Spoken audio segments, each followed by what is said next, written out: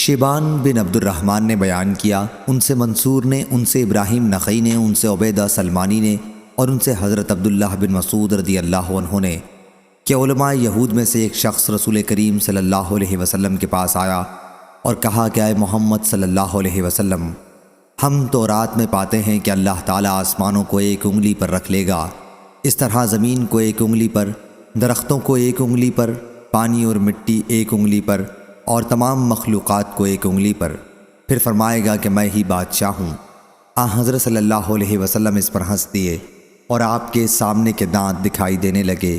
آپ کا یہ ہنسنا اس یہودی عالم کی تصدیق میں تھا۔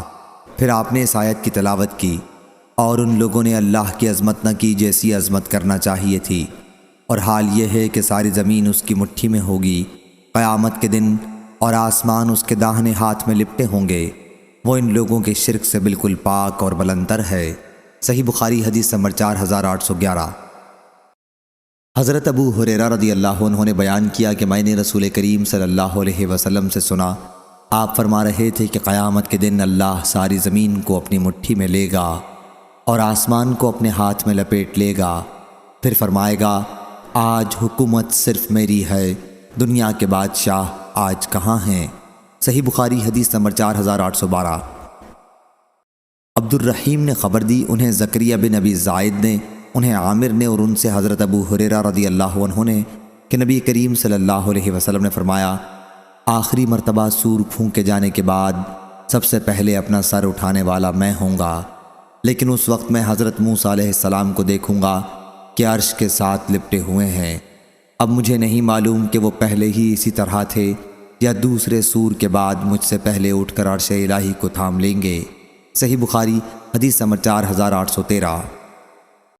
عامش نے بیان کیا، انہوں نے ابو صالح سے سنا اور انہوں نے ابو ہریرہ رضی اللہ عنہ سے سنا کہ نبی کریم صلی اللہ علیہ وسلم نے فرمایا، دونوں سوروں کے پھونکے جانے کا درمیانی عرصہ 40 ہے۔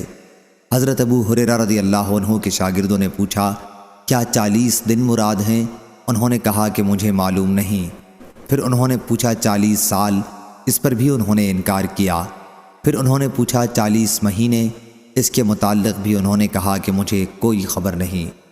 اس کے متعلق بھی انہوں نے کہا کہ مجھ کو خبر نہیں، اور ہر چیز فنا ہو جائے گی سوا ریڑھ کی ہڈی کے کہ اسی سے ساری مخلوق دوبارہ بنائی جائے گی۔ صحیح بخاری حدیث نمبر 4814۔ عروہ بن زبیر نے بیان کیا، آپ نے بیان کیا کہ میں نے عبداللہ بن عمرو بن العاص رضی اللہ عنہ سے پوچھا کہ رسول اللہ صلی اللہ علیہ وسلم کے ساتھ سب سے زیادہ سخت معاملہ مشرکین نے کیا کیا تھا؟ حضرت عبداللہ رضی اللہ عنہ نے بیان کیا کہ حضرت کعبے کے قریب نماز پڑھ رہے تھے کہ عقبہ بن ابی معیط آیا، اس نے آپ کا شانہ مبارک پکڑ کر آپ کی گردن میں اپنا کپڑا لپیٹ دیا اور اس کپڑے سے آپ کا گلا بڑی سختی کے ساتھ گھونٹنے لگا۔ اتنے میں حضرت ابو بکر صدیق رضی اللہ عنہ بھی آ گئے اور انہوں نے اس بدبخت کا مونڈھا پکڑ کر اسے حضرت صلی اللہ علیہ وسلم سے جدا کیا اور کہا کہ کیا تم ایک ایسے شخص کو قتل کر دینا چاہتے ہو جو کہتا ہے کہ میرا رب اللہ ہے اور وہ تمہارے رب کے پاس سے اپنی سچائی کے لیے روشن دلائل بھی ساتھ لایا ہے؟ صحیح بخاری حدیث نمبر 4000۔